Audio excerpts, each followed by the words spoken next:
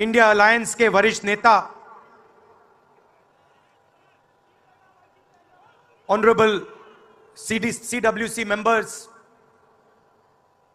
कांग्रेस और गठबंधन के प्यारे कार्यकर्ता, भाइयों और बहनों, देशवासियों, आप सबका यहां बहुत बहुत स्वागत।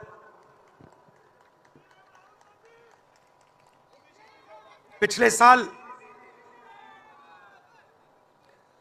कन्याकुमारी से कश्मीर तक हमने यात्रा की। यात्रा करनी पड़ी। अगर मैं अपने आप से पूछता 2004 में,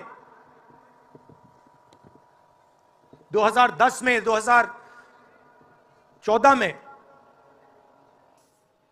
कि मुझे 4000 किलोमीटर कन्याकुमारी से कश्मीर चलना पड़ेगा,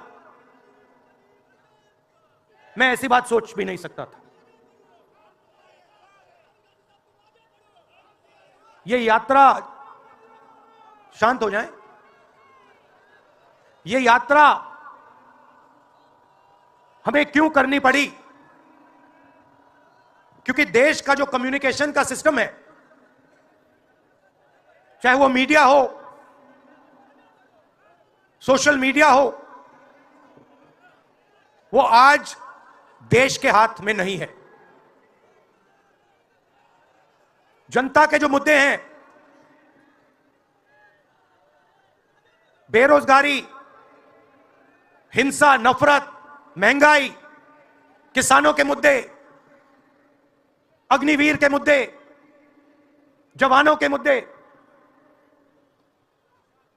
वो मुद्दे आपको मीडिया में नहीं दिखाई देंगे। तो हमने ये यात्रा करनी पड़ी क्योंकि और कोई चारा नहीं था। देश के ध्यान को पकड़ने के लिए विपक्ष को 4000 किलोमीटर, और सिर्फ राहुल गांधी नहीं चला, यह गलतफहमी में मत रहिए कि ये राहुल गांधी चला है।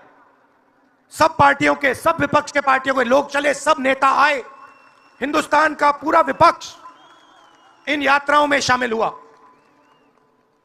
शरद पवार जी आए, उद्धव जी आए, तेजस्वी आए।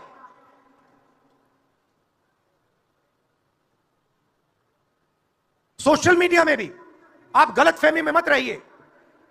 किसी ने कहा कि सोशल मीडिया एक रास्ता है, सोशल मीडिया रास्ता नहीं है। उस पर भी कंट्रोल है।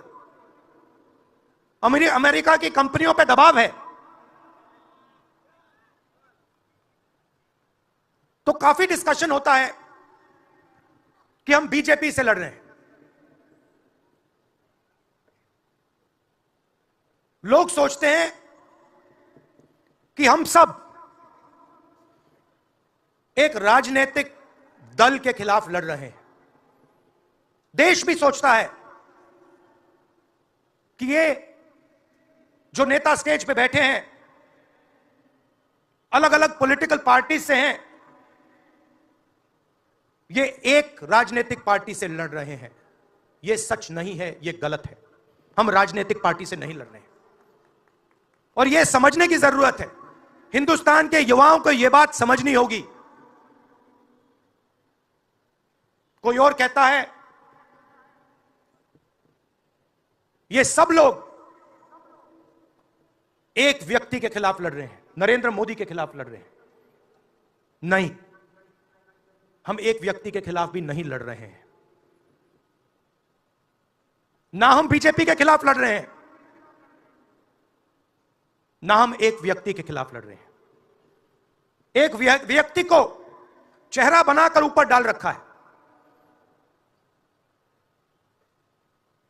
हिंदू धर्म में शक्ति शब्द होता है। हम शक्ति से लड़ रहे हैं, एक शक्ति से लड़ रहे हैं। अब सवाल उठता है वो शक्ति क्या है? जैसे किसी ने यहां कहा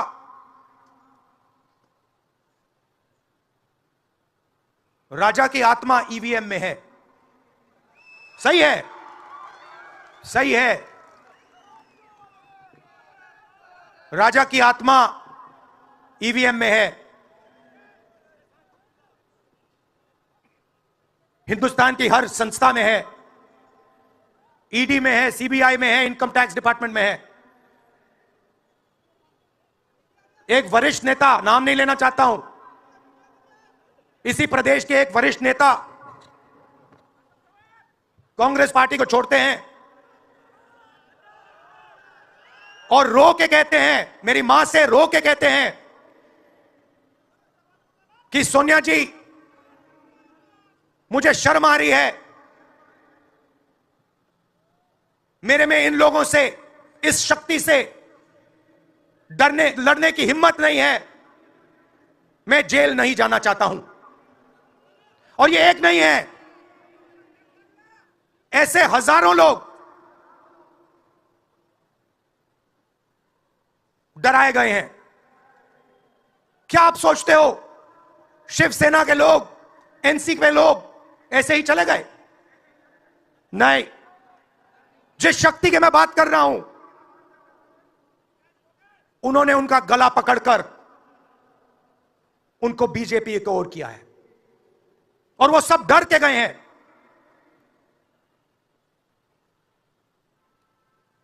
चार 4,000 किलोमीटर चला,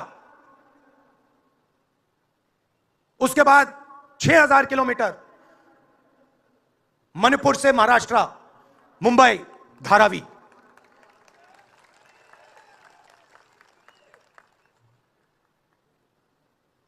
क्या मैंने देखा, क्या सुना, मैं आपको समझा नहीं सकता,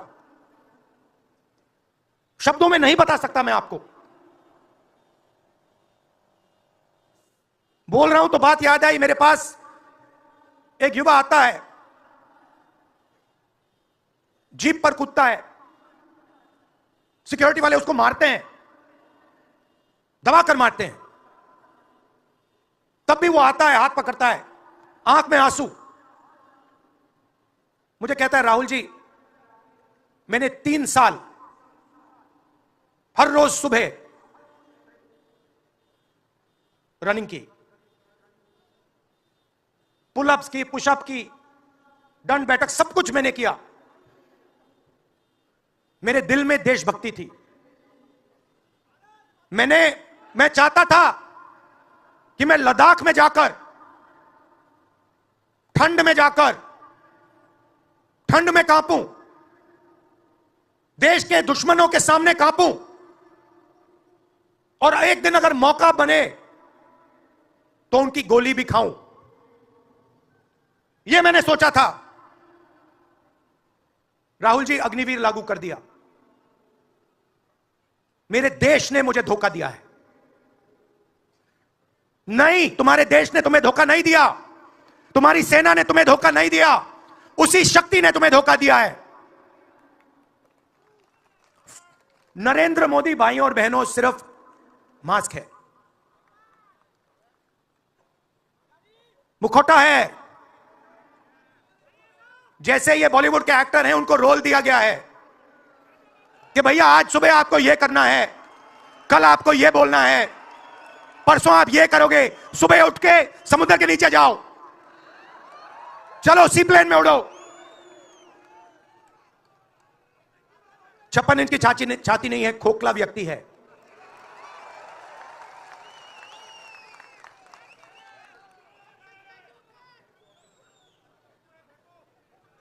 धारावी को देखिए आप। मुझसे पूछा गया कि ये जो यात्रा होगी कहां से कहां होगी। मैंने सोचा, एक बात क्लियर थी, मणिपुर से शुरू होगी। क्यों? वहां पे इसी शक्ति ने सिविल वॉर का माहौल बना रखा है। भाई भाई को मार रहा है, गोली मार रहे हैं, तो शुरुआत तो वहां से होगी। और फिर मैंने सोचा, अगर हिंदुस्तान को नया विजन देना है तो यात्रा धारावी में खत्म होगी। यह हुनर का कैपिटल है, हिंदुस्तान के टैलेंट का, स्किल का, हुनर का कैपिटल है। और इनको यहीं से, मुंबई से, इनके घरों से वही शक्ति इनको उठाकर बाहर फेंक रही है। एक साथ मिलकर वही शक्ति इन लोगों की जिंदगी बर्बाद करने में लगी हुई है। मैं आपको इस स्टेज से बता रहा हूं, चाइना में एक शहर है, उसका नाम शेंजन है। सच्चा मुकाबला उस शहर से है जो आपको मीडिया में कभी कोई नहीं बताएगा। धारावी शेंजन का मुकाबला कर सकता है। बैंक के दरवाजे इन बच्चों के लिए खोलो, इन बच्चों को सरकार की मदद करो, और फिर देखो ये शेंजन का क्या करते हैं। उठा के परे कर देंगे शेंजन को ये लोग। Made in Mumbai, made in Dharavi, made in China को उड़ा के हटा देगा, परे कर देगा। मगर नहीं,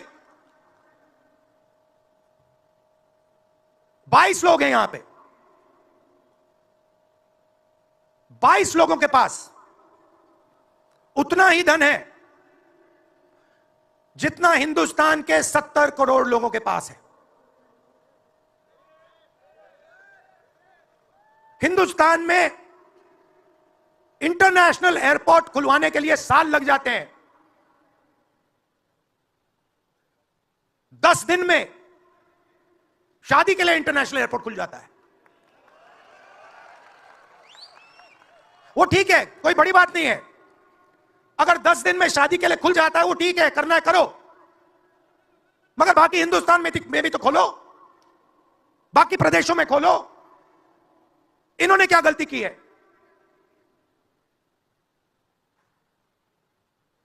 पचास 50% हिंदुस्तान की आबादी पिछड़े वर्ग की है, 15% दलित, 8% आदिवासी, 15% माइनॉरिटी, 5%, 7% गरीब जनरल कास्ट के लोग। मीडिया के मालिकों की लिस्ट निकालिए, नाम दिखा दीजिए मुझे। दलित का नाम दिखा दो, आदिवासी का नाम दिखा दो, पिछड़े का नाम दिखा दो लिस्ट में। एक नहीं मिलेगा आपको। मैं ढूंढ रहा हूं, महीनों से ढूंढ रहा हूं।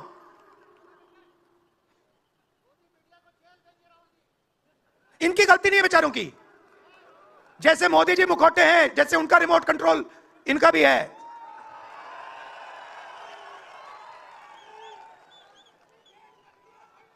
मीडिया में कोई नहीं। हिंदुस्तान की सबसे 200 बड़ी कंपनियों की लिस्ट निकालिए, मालिकों की लिस्ट निकालिए। गरीब जनरल कास्ट का व्यक्ति का नाम बता दो मुझे, दलित का, पिछड़े का, किसी भी गरीब व्यक्ति का नाम बता दो, किसी भी पिछड़े का नाम बता दो 200 कंपनियों के मालिक की लिस्ट में, नहीं मिलेगा। 90 अफसर इस देश को चलाते हैं। मैंने सिस्टम अंदर से देखा है, मैं समझता हूं सिस्टम को, इसलिए मोदी जी मुझसे डरते हैं। सब कुछ देखा है मैंने, सब समझता हूं। मैं अंदर बैठता था उसमें, सालों में अंदर बैठा हूं। कोई नहीं छुप सकता मुझसे, और मुझे दबा भी नहीं सकते हैं। मोदी जी को दबा सकते हैं। तो 90 लोग हैं, उसमें 3 पिछड़े हैं, 3 दलित, 1 आदिवासी। फर्स्ट जनरेशन गरीब जनरल कास्ट का मुझे दिखा दो, उसमें एक नहीं मिलेगा। बजट में 100 रुपए खर्च होते हैं,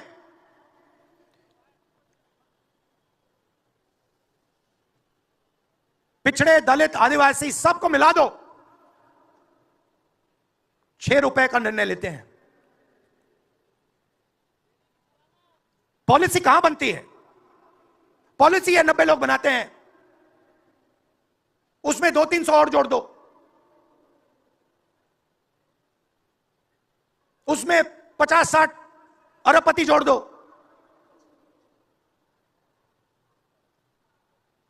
यह है सच्ची शक्ति जो हिंदुस्तान को चला रहा है,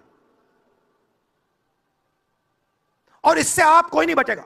आप में से कोई नहीं बचने वाला। यहां किसी ने ईवीएम की बात की, मैं आपको बता रहा हूं, ईवीएम के बिना नरेंद्र मोदी चुनाव नहीं जीत सकता है। इलेक्शन कमीशन से हमने कहा कि एक काम कीजिए, विपक्ष की पार्टी को ये मशीनें दिखा दीजिए, खोल के हमें दिखा दीजिए ये कैसे चलती हैं, हमारे एक्सपर्ट्स को दिखा दीजिए। इलेक्शन कमीशन नहीं दिखाता। फिर हमने कहा देखिए, इसमें से कागज निकलता है, वोट मशीन में नहीं है, वोट कागज में है। ठीक है, आप मशीन चलाइए, मगर कागज की भी गिनती कर दीजिए। इलेक्शन कमीशन कहता है नहीं, कागज की गिनती नहीं होगी। क्यों नहीं होगी? कैसे नहीं होगी? सिस्टम नहीं चाहता कि ईवीएम की गिनती हो जाए। क्यों?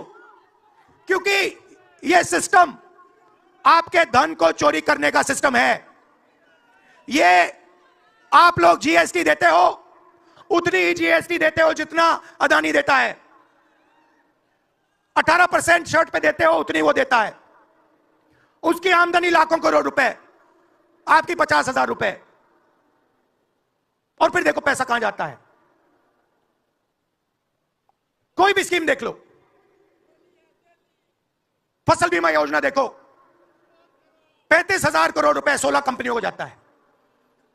उसमें आपको एक दलित नहीं मिलेगा, एक पिछड़ा नहीं मिलेगा, एक गरीब नहीं मिलेगा। कानून ये 90 लोग बनाते हैं। पैसा जाता है 16 कंपनियों में। और जब हमारे किसान कहते हैं ओला गिर गया, बारिश हो गई, बर्बाद हो गए, वो कहते हैं भैया नहीं, तुम्हें मुआवजा नहीं मिलेगा, ये तुम्हारा है ही नहीं, तुम्हें कैसे मिलेगा, मर जाओ जाके।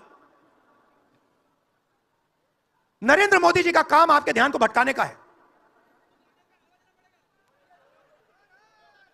कभी आपसे कहेंगे देखो देखो चाइना की ओर देखो, पाकिस्तान की ओर देखो। कभी मोबाइल फोन की लाइट ऑन कर देंगे, थाली बजाओ। कभी कहेंगे देखो मेरा अपमान कर दिया, जैसे अभी किसी ने उनकी पत्नी के बारे में बोला, अब कहेंगे देखो मेरा अपमान कर दिया। ध्यान भटकाने के लिए। अब देखना होगा। मगर यात्रा में यह सब साफ दिख जाता है, दर्द दिख जाता है, दुख दिख जाता है। 40 साल से सबसे ज्यादा बेरोजगारी हिंदुस्तान में आज है। मीडिया में आपको एक मिनट के लिए नहीं दिखता।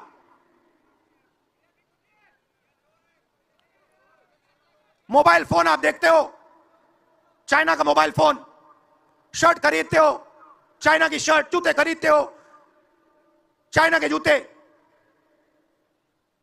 चाइना के युवा को फायदा हो रहा है, और किसको फायदा हो रहा है? और किसको फायदा हो रहा है? यह आपने कभी पूछा अपने आप से? जब चाइना का यहां माल बिकता है, सिर्फ चाइना को फायदा नहीं होता, हिंदुस्तान के अरबपतियों को भी फायदा होता है भाई और बहनों। इसलिए धारावी को कभी उठने नहीं देंगे। इसलिए धारावी को यह सरकार कभी सपोर्ट नहीं दे सकती। पूरा सिस्टम कंट्रोल में है।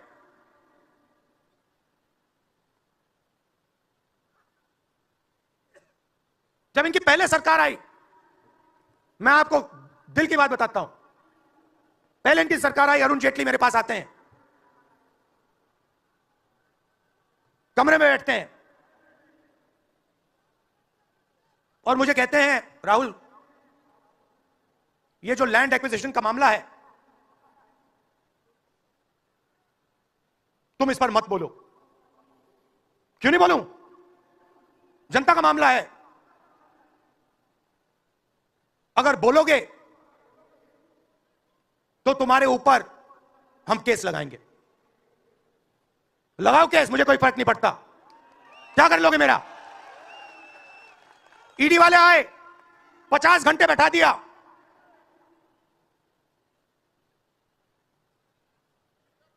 अंत में पता है क्या बोलता है ईडी का अफसर? मुझे पता है क्या बोलता है?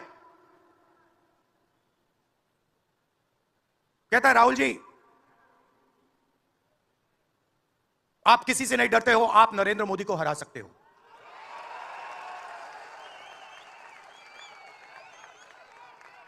ईडी का अफसर बोलता है मुझे, मगर मैं राहुल गांधी नहीं हूं। आप ये मत सोचो कि मैं राहुल गांधी हूं, आप ये मत सोचो कि उद्धव ठाकरे हैं। ये नहीं है, ये हिंदुस्तान की आवाज है। आप देखिए, हर प्रदेश से यहां लोग बैठे हैं, हर व्यक्ति ने अपनी यहां बात रखी। स्टालिन जी ने अपनी बात रखी, सोरेन जी ने अपनी बात रखी। ये हिंदुस्तान बोल रहा है। नरेंद्र मोदी जी की मीटिंग देखिए, वहां सिर्फ एक व्यक्ति बोलता है। गडकरी जी परे हो जाते हैं, माला के बाहर निकाल देते हैं उनको। इसलिए हमने इसको इंडिया गठबंधन नाम दिया है। ये हिंदुस्तान की रक्षा कर रहा है। ये सब लोग डरे नहीं हैं, ये सब लोग उसी सिस्टम का मुकाबला कर रहे हैं। आज नरेंद्र मोदी के पास भ्रष्टाचार की मोनोपोली है।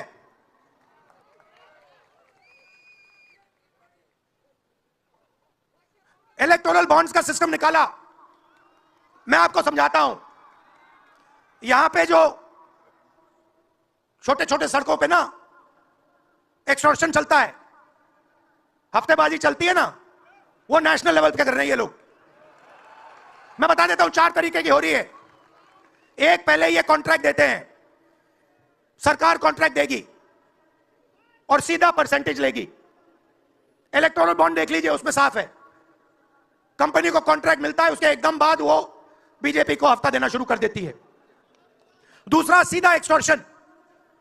ईडी सीबीआई भेज देंगे। जैसे यहां पे मुंबई का एयरपोर्ट इनको चाहिए था, ईडी सीबीआई भेजी,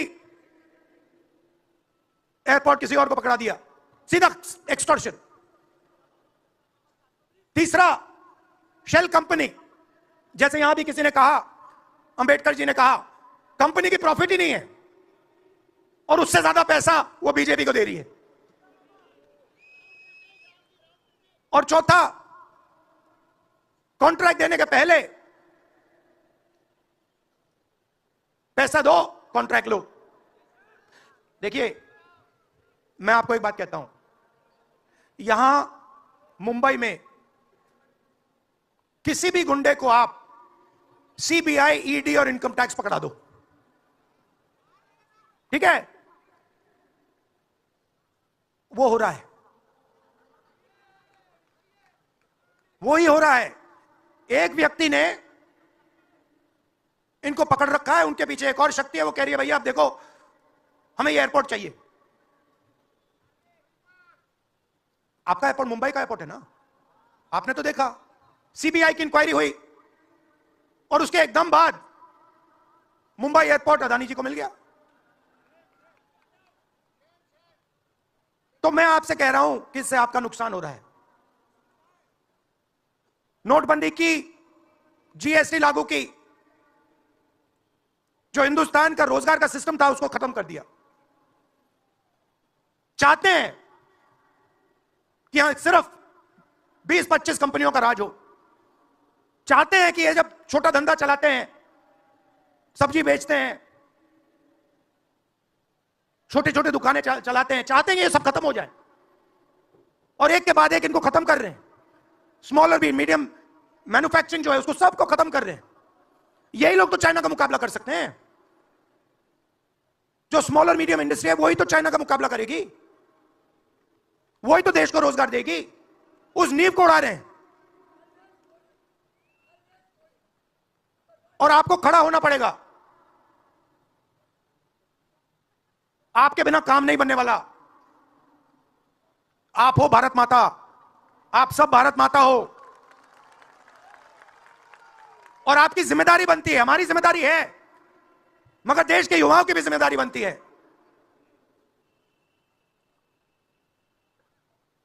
पूरा देश अग्निवीर के खिलाफ है। मैं 4000 किलोमीटर चला, एक युवा ने मुझे नहीं कहा कि अग्निवीर अच्छा लगता है। वो जो रो रहा था मुझे कहता है राहुल जी मैं नहीं जाऊंगा,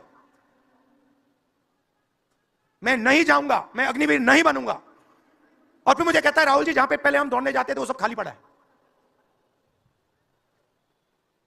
यात्राओं से मुझे बहुत सीखने को मिला, दर्द भी हुआ, चोट भी लगी,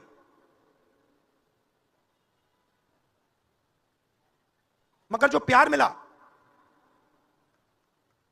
दिल से जो प्यार मिला,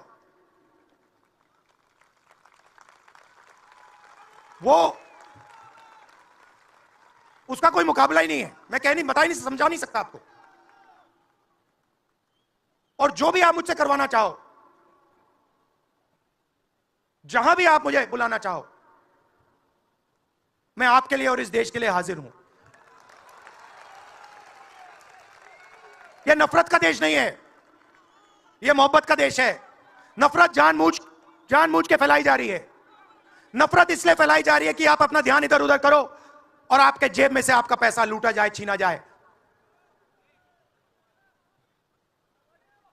तो नफरत को नहीं फैलने दो। जैसे यात्रा से मैसेज निकला, हिंदुस्तान के दिल से मैसेज निकला, नफरत के बाजार में मोहब्बत की दुकान खोलो। यह हमारे सब महापुरुषों ने कहा है। गांधी जी ने कहा, बुद्ध भगवान ने कहा, राम जी ने कहा, यही कहा। अगर राम का, बुद्धा का एक ही मैसेज है, नफरत के बाजार में मोहब्बत की दुकान खोलो। धन्यवाद।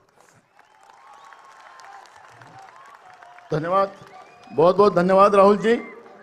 मैं अभी आमंत्रित करता हूं हमारे